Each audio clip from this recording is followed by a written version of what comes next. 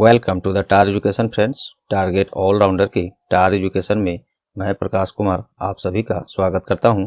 दोस्तों, आज है 16 फरवरी 2022। देखेंगे अब तक के सभी महत्वपूर्ण करंट अफेयर्स जो आपके आगामी सभी परीक्षाओं के लिए अति महत्वपूर्ण होंगे। साथ में देखेंगे ये सभी एक्स्ट्रा फैक्ट्स जो आपको औरों से आगे रखेगा। इस क्लास का PDF आप इन सभी सोशल मीडिया प्लेटफॉर्म्स और टार एजुकेशन की वेबसाइट से भी विजिट करके डाउनलोड कर सकते हैं। सभी का लिंक नीचे डिस्क्रिप्शन बॉक्स में दिया हुआ है, तो वेबसाइट पर जरूर विजिट करें। यहाँ पे आपको बहुत कुछ एक्स्ट्रा फैक्ट्स और बहुत सारे मटेरियल मिलेंगे और इनसे भी जुड़ जाएं। दोस्तों, प्रश्न यहाँ हिंदी इंग्लिश दोनों में है, ऑप्शंस भी हिंदी इंग्लिश दोनों में है। आपसे आग्रह है कि क्लास को अंत तक अटेंड करें, तभी आपको इस क्लास का महत्व पता चलेगा। तो चलिए बिना देर किए शुरू करते हैं आज का क्लास। पहला प्रश्न है, वेयर हैज बीन मरु उत्सव सेलिब्रेटेड रिसेंटली? हाल ही में कहाँ मरु उत्सव मनाया गया है? इसका सही जवाब है राजस्थान। राजस्थान के पोखरण में 4 दिवसीय इस मरु उत्सव, जिसे एक अन्य नाम जैसलमेर रेगिस्तान उत्सव भी कहते हैं, इसके नाम से भी जानते हैं, इसका शुरुआत किया गया है राजस्थान के पोखरण में। और यह 4 दिनों तक चलने वाला त्यौहार है, जिसमें पगड़ी बांधना, पनिहारी मटका, मेहंदी और मंदाना जैसी प्रतियोगिताएं भी की जाती है। राजस्थान के पोखरण में इस मरु उत्सव को मनाया जा रहा है, या आपको ऐसे भी पूछा जा सकता है जैसलमेर रेगिस्तान उत्सव। तो राजस्थान के बारे में जान लेते हैं। राजस्थान राज्य का स्थापना 30 मार्च 1949 को, इसका राजधानी जयपुर है। और वर्तमान में मुख्यमंत्री कौन है? अशोक गहलोत हैं। और राज्यपाल कौन है? गवर्नर कौन है? कलराज मिश्रा हैं। आइए, ये तो रहे एक्स्ट्रा फैक्ट्स। अब ऑप्शन से हम लोग खेलते हैं। ऑप्शन से आपको बहुत कुछ एक्स्ट्रा मिलेगा। प्रश्न पर आधारित कुछ हाल फिलहाल के करंट इवेंट से रिलेटेड फैक्ट्स आपको ऑप्शन से मैं बताऊंगा, तो ध्यान से देखिए। नागालैंड क्यों न्यूज में रहा है? तो नागालैंड में हाल ही में हॉर्नबिल उत्सव ये कहाँ मनाया गया है? तो ये मनाया गया है नागालैंड में। और ये हॉर्नबिल उत्सव का ये 22वां एडिशन है, ये भी आप याद रखिएगा। और इसको पहली बार नागालैंड में सन 2000 में मनाया गया था। और चलिए नागालैंड के बारे में जान लेते हैं। नागालैंड की राजधानी क्या है? नागालैंड की राजधानी कोहिमा है। नागालैंड राज्य का स्थापना कब हुआ था? 1 दिसंबर 1963 में। नागालैंड के वर्तमान मुख्यमंत्री कौन है? तो नेफ्यू रियो हैं। नागालैंड के वर्तमान राज्यपाल कौन है? तो ये जगदीश मुखी हैं। जगदीश मुखी, इनको एडिशनल चार्ज इस राज्य का दिया गया है। एक्चुअली में ये कहाँ के राज्यपाल हैं? तो ये असम के राज्यपाल हैं, जगदीश मुखी। तो ये सब फैक्ट्स आप याद रखिएगा। तमिलनाडु क्यों न्यूज में रहा है? तो हाल ही में तमिलनाडु में पोंगल उत्सव मनाया गया है। तो आपसे एग्जाम्स में ये कई बार पूछे जा चुके हैं। पोंगल उत्सव कहाँ मनाया जाता है? तो ये मनाया जाता है तमिलनाडु में पोंगल उत्सव। इसके अलावा इसमें कुछ और हम लोग, और पोंगल उत्सव जो है थाई महीने की शुरुआत और खेती बाड़ी की बसंत ऋतु की शुरुआत का जश्न मनाने के लिए पोंगल उत्सव ये तमिलनाडु में मनाया जाता है। तमिलनाडु के बारे में जान लेते हैं। राजधानी क्या है? तो चेन्नई है। तमिलनाडु राज्य के वर्तमान मुख्यमंत्री MK स्टालिन हैं। तमिलनाडु के वर्तमान राज्यपाल कौन है? गवर्नर कौन है? तो RN रवि हैं। ये सब फैक्ट्स याद रखिएगा। चलिए, जम्मू कश्मीर क्यों न्यूज में रहा है? तो जम्मू कश्मीर में हाल ही में कंचोथ पर्व, इसको इंग्लिश में मैं लिख देता हूँ, कंचोथ पर्व, ये कहाँ मनाया गया है? तो ये जम्मू कश्मीर में मनाया गया है। 3 दिवसीय कंचोथ पर्व ये क्यों मनाया जाता है? तो उस राज्य में, केंद्र शासित प्रदेश जम्मू कश्मीर में, कंचोथ पर्व के में विवाहित महिलाओं द्वारा अपने पति की लंबी उम्र के लिए प्रार्थना किया जाता है। तो ये कंचोथ पर्व ये याद रखिएगा, कहाँ? जम्मू कश्मीर में। जम्मू कश्मीर के वर्तमान राजधानी कहाँ है? तो 2 राजधानियां हैं। पहला है जम्मू राजधानी कब होता है? विंटर सीजन के लिए। दूसरा है श्रीनगर ये होता है विंटर सीजन के लिए। 2 राजधानियां हैं। जम्मू कश्मीर के वर्तमान उपराज्यपाल कौन है? क्योंकि केंद्र शासित प्रदेश में उपराज्यपाल होते हैं, और राज्य में जिसे पूर्ण राज्य का दर्जा प्राप्त है वो सभी राज्यों में गवर्नर होते हैं, अर्थात राज्यपाल होते हैं। तो उपराज्यपाल अभी जम्मू कश्मीर के कौन है? मनोज सिन्हा हैं। ये सभी फैक्ट्स याद रखिएगा। तो चलिए दोस्तों, पहले प्रश्न से ये सारे एक्स्ट्रा फैक्ट्स, ऑप्शन से इतने सारे फैक्ट्स हमने दिया आपको। उम्मीद करता हूँ ये आपको पसंद आए होंगे, परीक्षा उपयोगी लगे होंगे। यदि परीक्षा उपयोगी लगे हैं तो प्लीज़ वीडियो को अभी लाइक दबा दीजिए। और लास्ट में मैं नहीं कहूँगा कि अभी लास्ट में ही कुछ सेकेंड्स मात्र देकर इस सेशन को, इस क्लास को अपने अन्य एजुकेशनल ग्रुप्स में और दोस्तों के पास शेयर कर दें जो लोग परीक्षा की तैयारी कर रहे हैं। आपका ये कुछ सेकेंड्स टायर एजुकेशन के लिए बहुत लाभदायक सिद्ध होगा। और चैनल पर आप नए हैं या चैनल को अब तक सब्सक्राइब नहीं किए हैं तो अभी सब्सक्राइब बटन दबा दें और साथ में बेल आइकन भी दबा दें। तो चलिए, इतनी अपेक्षा मैं आपसे करूंगा। दूसरा प्रश्न देखते हैं। दूसरा प्रश्न है, recently who has been appointed as new chairman of CBSE. हाल ही में सीबीएसई के नए अध्यक्ष के रूप में किन्हें नियुक्त किया गया है? तो इसका सही जवाब है विनीत जोशी। केंद्रीय शिक्षा मंत्रालय में सचिव भी हैं विनीत जोशी। इन्हीं को सीबीएसई के नए अध्यक्श के रूप में नियुक्त किया गया है। सीबीएसई के बारे में देख लीजिए। फुल फॉर्म क्या होता है? Central board of secondary education. इसका स्थापना 3 नवंबर 1962 को, हेडक्वार्टर न्यू दिल्ली है और इसके चेयरमैन वही हो गए जिनकी चर्चा प्रश्न में हो रही है, विनीत जोशी। आइए अब ऑप्शन से हाल फिलहाल के, चूंकि ये प्रश्न अपॉइंटमेंट से संबंधित है तो ऑप्शन भी हम लोग हाल फिलहाल के कुछ लेटेस्ट अपॉइंटमेंट्स के बारे में जान लेते हैं। दिनेश प्रसाद सकलानी, इनको क्या बनाया गया है? तो दिनेश प्रसाद सकलानी को हाल ही में एनसीईआरटी के चेयरपर्सन, निदेशक बनाया गया है, डायरेक्टर बनाया गया है। एनसीईआरटी के डायरेक्टर अर्थात निदेशक दिनेश प्रसाद सकलानी को बनाया गया है। एनसीईआरटी का फुल फॉर्म क्या होता है? तो national council of educational research and training, ये होता है इसका फुल फॉर्म। एनसीईआरटी का स्थापना 1961 में, 1961 में, और इसका हेडक्वार्टर कहाँ है? तो न्यू दिल्ली है और चेयरपर्सन वही हो गए और निदेशक हो गए दिनेश प्रसाद सकलानी। तो ये सब याद रखिएगा।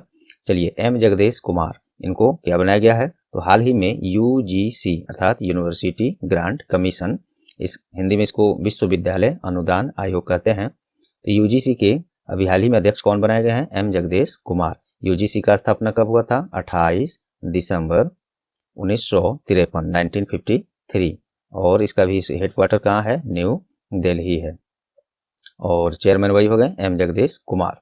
गीता मित्तल क्यों न्यूज में रही हैं? तो इनको हाल ही में, ये एक रोज पहले का मुझे लगता है न्यूज है ये, तो हाल ही में गीता मित्तल को TTFI अर्थात table tennis federation of India के चेयरपर्सन बनाया गया है। किन्हें? गीता मित्तल को।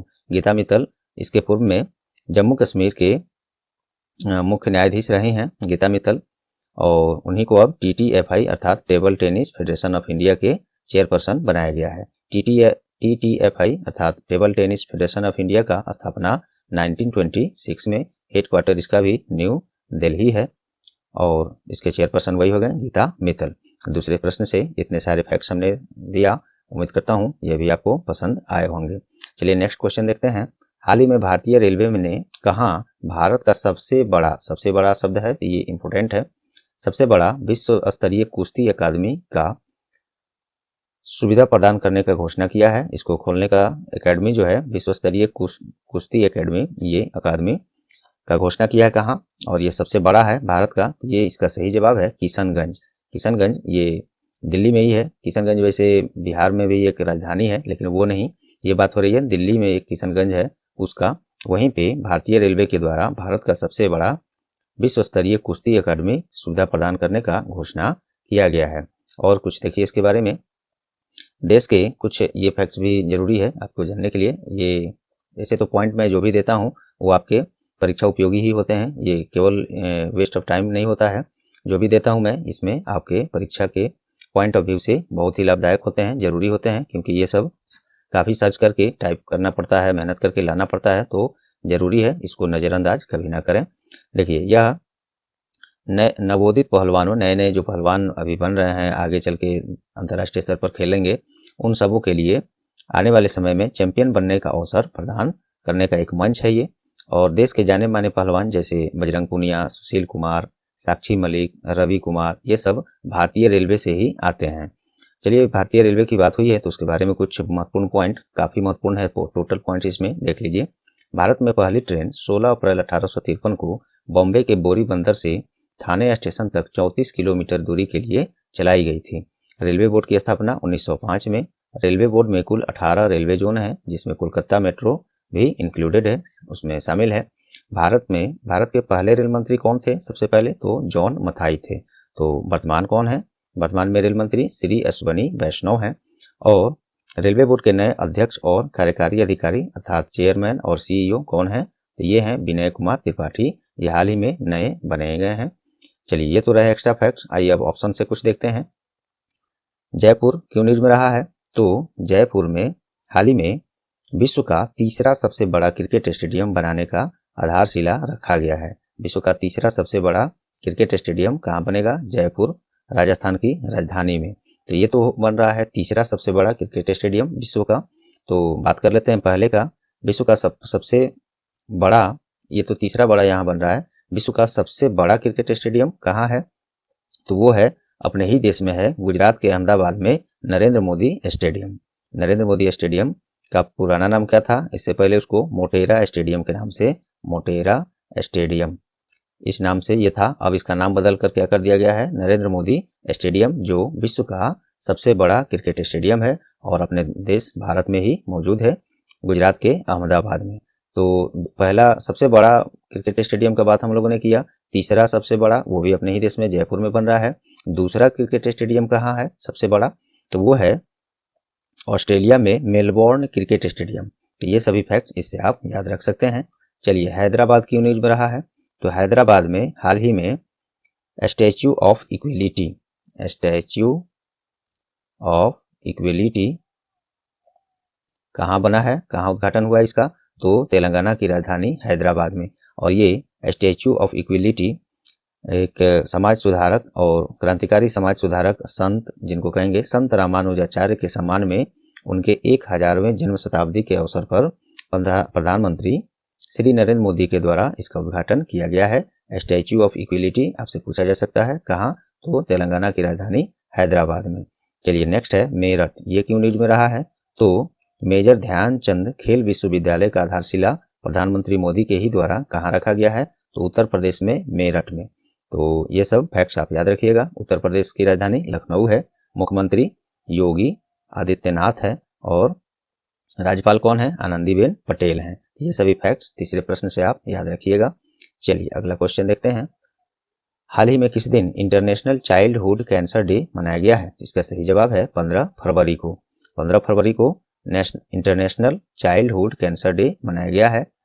15 फरवरी को देखिए बच्चों में विशेषकर मस्तिष्क कैंसर, लिम्फोमा, ठोस ट्यूमर, ल्यूकेमिया, न्यूरोब्लास्टोमा और विल्म्स ट्यूमर, हड्डी से संबंधित अन्य कैंसर के उपचार और इससे बचने के उपाय के लिए जागरूकता बढ़ाने के लिए 15 फरवरी को प्रत्येक वर्ष इंटरनेशनल चाइल्डहुड कैंसर डे मनाया जाता है।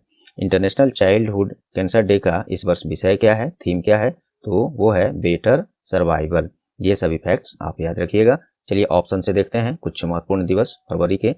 13 फरवरी को क्या मनाया गया है? तो हाल ही में राष्ट्रीय महिला दिवस 13 फरवरी को मनाया गया है और ये सरोजिनी नायडू, जो एक प्रख्यात कवियत्री, वक्ता और स्वतंत्रता सेनानी भी थी, सरोजिनी नायडू के जयंती पर प्रत्येक वर्ष 13 फरवरी को राष्ट्रीय महिला दिवस मनाया जाता है। 13 फरवरी को एक और महत्वपूर्ण दिवस है, वो क्या है? World radio day. World radio day ये कब मनाया जाता है? ये भी 13 फरवरी को ही मनाया जाता है। चलिए 14 फरवरी को क्या है?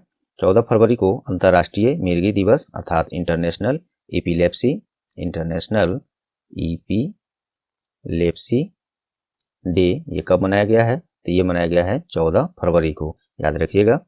और नेक्स्ट है 10 फरवरी, इस दिन क्या मनाया गया? तो हाल ही में world pulses day, world pulses day अर्थात विश्व दलहन दिवस ये कब मनाया गया है? 10 फरवरी को।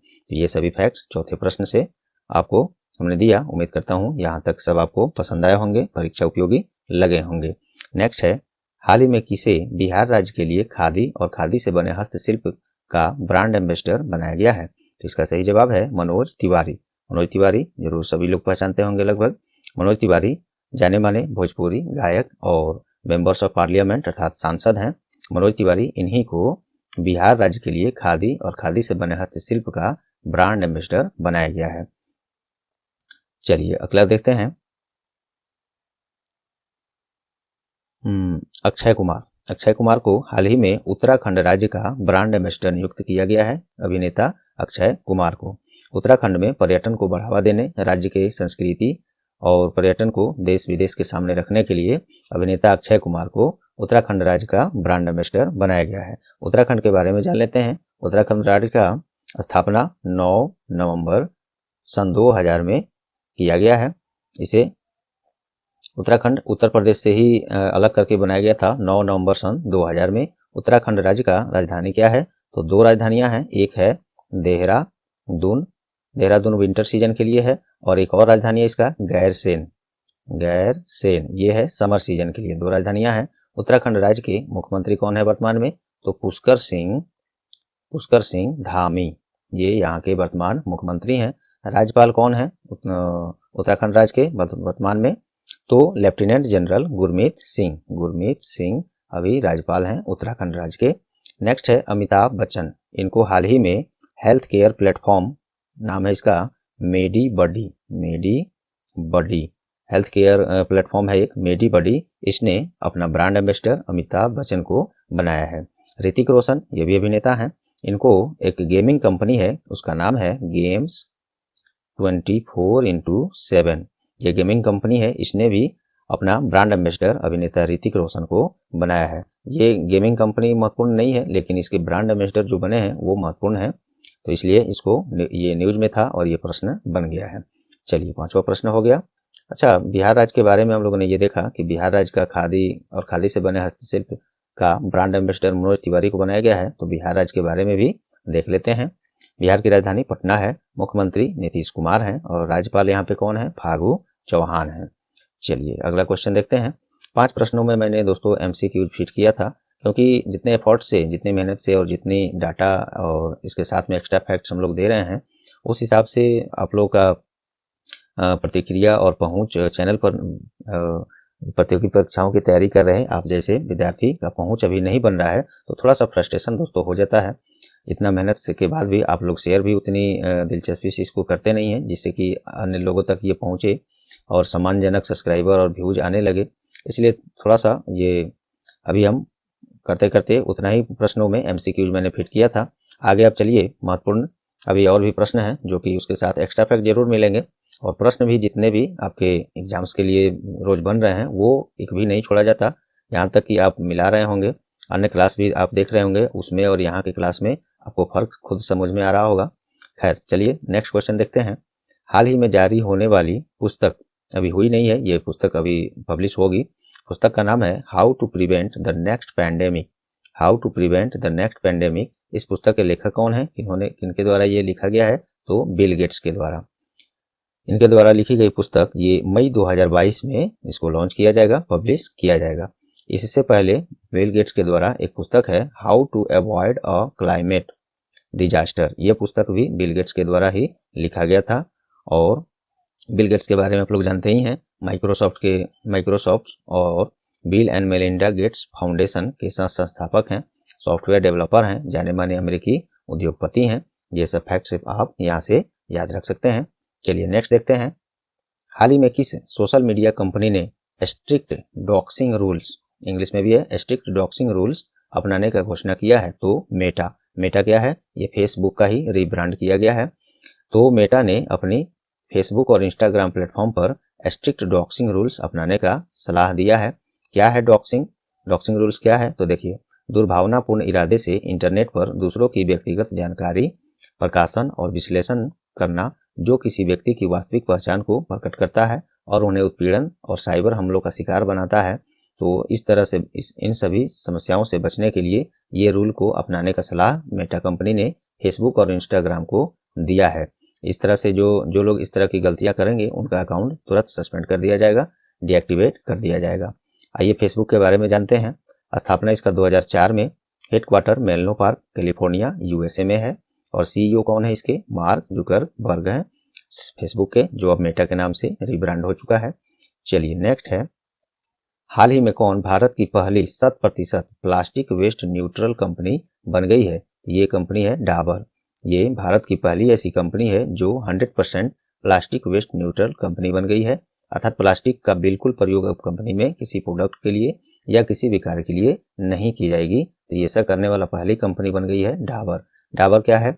ये आयुर्वेद उत्पादन कंपनी है, और ये कारनामा इसी ने किया है। 100% प्लास्टिक वेस्ट न्यूट्रल कंपनी बन गई है। चलिए डाबर के बारे में जान लेते हैं। इसका स्थापना 1884 में, फाउंडर इसके हैं SK बर्मन। हेडक्वार्टर इसका गाजियाबाद में है, जो उत्तर प्रदेश की एक जिला है। और चेयरमैन अमित बर्मन है, CEO मोहित मल्होत्रा है। ये सब याद रखिएगा। नेक्स्ट है, हाल ही में किस दिन स्वामी दयानंद सरस्वती का जयंती मनाया गया है? ये 12 फरवरी को मनाया गया है। आर्य समाज के संस्थापक हैं। जो ये प्रश्न इतना दूर की बात करें, ये कई बार एग्जाम्स में पूछे जा चुके हैं। ये आर्य समाज के संस्थापक कौन है? तो ये स्वामी दयानंद सरस्वती ही हैं। तो आर्य समाज के संस्थापक और प्रख्यात समाज सुधारक वही दयानंद सरस्वती का ये इस बार 198वां जयंती मनाया गया है। प्रत्येक वर्ष 12 फरवरी को मनाया जाता है। आर्य समाज का स्थापना कब हुआ था? 1875 में। ये भी अनेकों बार परीक्षाओं में पूछा जा चुका है। तो जो जो मुझे ध्यान आया ये पॉइंट वाइज मैंने यहाँ पे दे दिया है। चलिए नेक्स्ट क्वेश्चन देखते हैं। हाल ही में दिल्ली सरकार के द्वारा पर्यटन स्थलों के लिए टिकट बुकिंग के लिए कौन सा मोबाइल ऐप लॉन्च किया गया है? तो इस ऐप का नाम है देखो मेरी दिल्ली। ये मोबाइल ऐप है, एंड्रॉयड ऐप है, दिल्ली सरकार ने लॉन्च किया है। अब घर बैठे या जहां से भी कोई भी पर्यटक या जो भी दिल्ली के पर्यटन स्थलों को घूमना चाहते हैं, देखना चाहते हैं, घर बैठे इसका टिकट जो है ऑनलाइन बुकिंग कर सकते हैं। चलिए दिल्ली के बारे में जान लेते हैं। मुख्यमंत्री अरविंद केजरीवाल हैं और उपराज्यपाल दिल्ली में अनिल बैजल हैं। एक और फैक्ट, दिल्ली पुलिस कमिश्नर कौन है, अर्थात दिल्ली पुलिस आयुक्त कौन है? तो ये राकेश अस्थाना है। चलिए नेक्स्ट देखते हैं। हाल ही में किसे पुरुष वर्ग में जनवरी महीने के लिए ICC player of the month चुना गया है? ये चुना गया है कीगन पीटरसन। कहाँ के हैं ये? साउथ अफ्रीका के जाने माने क्रिकेटर हैं कीगर पीटरसन। इन्हीं को पुरुष वर्ग में जनवरी महीने के लिए ICC player of the month चुना गया है। साथ में ये भी देख लीजिए, ये अलग से प्रश्न मैं चाहता तो बनाया था, लेकिन रिलेटेड है तो पॉइंट में यहीं पे दे दिया हूँ। तो पुरुष वर्ग में तो ये बने हैं। महिला वर्ग में इंग्लैंड महिला क्रिकेट टीम की कप्तान है, नाम है हीथर नाइट। इनको जनवरी महीने के लिए ICC player of the month चुना गया है महिला वर्ग में। चलिए ICC की बात हो रही है, इसके बारे में देखते हैं। इंटरनेशनल क्रिकेट काउंसिल, यही अंतर्राष्ट्रीय स्तर के क्रिकेट खेल का आयोजन सब कराता है। इसका हेडक्वार्टर दुबई में है, जो UAE का एक शहर है। कुछ लोग इसको दुबई को UAE का राजधानी समझते हैं, लेकिन वो गलत है। चलिए UAE का अर्थात यूनाइटेड अरब एमिरेट्स का कैपिटल क्या है, राजधानी क्या है, आप कमेंट में बताइए। बहुत ईजी है, कुछ लोग के लिए हो सकता है ये अभी से कंफ्यूजन में पड़ गए होंगे। चलिए कमेंट में बताइए क्या है राजधानी इसका। ICC का स्थापना 15 जून 1909 में। चेयरमैन ग्रेग बार्कले हैं और CEO इसके जियोफ एलार्डिस हैं, जो हाल ही में नए बनाए गए हैं। नेक्स्ट है ऊर्जा और संसाधन संस्थान, जिसे शॉर्ट में टेरी कहते हैं। उसके बारे में और भी हम बताएंगे आपको। फुल फॉर्म इसका क्या होता है? टेरी का the energy and resources institute, Hindi में ऊर्जा और संसाधन संस्थान के द्वारा विश्व सतत विकास शिखर सम्मेलन अर्थात वर्ल्ड सस्टेनेबल डेवलपमेंट समिट 2022 का आयोजन कहाँ हुआ है? तो ये अपने ही देश नई दिल्ली में हुआ है। और इसमें एक पॉइंट मैंने ये क्या दिया है, देखिए इसमें प्रधानमंत्री श्री नरेंद्र मोदी के द्वारा इस विश्व सतत विकास शिखर सम्मेलन में उद्घाटन संबोधन भी दिया गया है। और इसका थीम क्या रहा है इस बार इस सम्मेलन का, समिट का? तो toward a resilient planet ensuring a sustainable and equitable future. केंद्रीय ऊर्जा मंत्री अभी कौन है अब अपने देश के? तो श्री RK सिंह हैं। आइए टेरी के द्वारा ये समिट का आयोजन किया गया है, वर्ल्ड सस्टेनेबल डेवलपमेंट समिट। तो टेरी के बारे में जान लेते हैं। टेरी अर्थात the energy and resource institute, स्थापना 1974 में, हेडक्वार्टर नई दिल्ली में है और चेयरमैन अजय माथुर हैं। मोस्ट इंपोर्टेंट है, ये कई बार पूछा गया है। चलिए नेक्स्ट देखते हैं। हाल ही में किसे विमानन कंपनी एयर इंडिया का नया MD एंड CEO नियुक्त करने का घोषणा किया गया है? इनका नाम है इल्कर अयीसी। इंग्लिश में भी है, प्रोनाउंसिएशन अगर हिंदी में थोड़ा इधर उधर हो तो इल्कर अयीसी। इनको एयर इंडिया के नए MD और CEO नियुक्त करने का घोषणा किया गया है। अभी ये पदभार ग्रहण नहीं किए हैं एक्चुअली में। ये जो है 1 अप्रैल 2022 को या उससे पहले इनको एयर इंडिया के MD और CEO नियुक्त कर लिया जाएगा, पदभार ग्रहण कर लेंगे। एयर इंडिया टाटा समूह का विमानन कंपनी है। तो चलिए टाटा समूह के बारे में देख लेते हैं। टाटा ग्रुप, स्थापना इसका 1868 में, हेडक्वार्टर मुंबई है। ऑनर इसके कौन है, मालिक कौन है? रतन टाटा है और चेयरमैन N चंद्रशेखरन है टाटा ग्रुप के। टाटा सन्स के भी यही हैं। चलिए आगे देखते हैं। क्वेश्चन ऑफ द डे है, which state has secured first place in the solar electrification under the सौभाग्य स्कीम, अर्थात सौभाग्य योजना के तहत सौर विद्युतीकरण में किस राज्य ने पहला स्थान हासिल किया है। रैंकिंग से संबंधित प्रश्न है ये।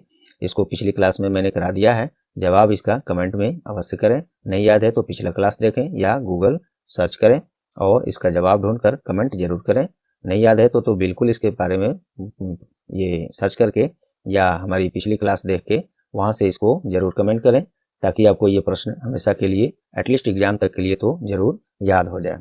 तो चलिए दोस्तों, उम्मीद करता हूँ आज का ये क्लास आप लोग को परीक्षा उपयोगी लगे होंगे। यदि हाँ तो प्लीज वीडियो को लाइक कर दें, अपना मात्र कुछ सेकेंड्स देकर स्टार एजुकेशन की इस क्लास को अन्य क्लासेज को भी अन्य एजुकेशनल ग्रुप में शेयर करें।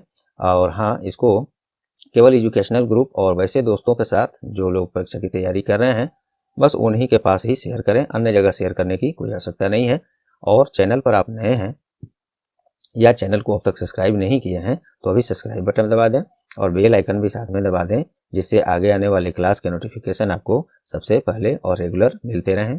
और पहले से सब्सक्राइब कर लिए हैं तो आपको कुछ नहीं करना, आपका बहुत बहुत धन्यवाद। बस लाइक और शेयर जरूर करते रहेंगे। तो चलिए मिलते हैं अगले क्लास में, तब तक के लिए goodbye, all the best.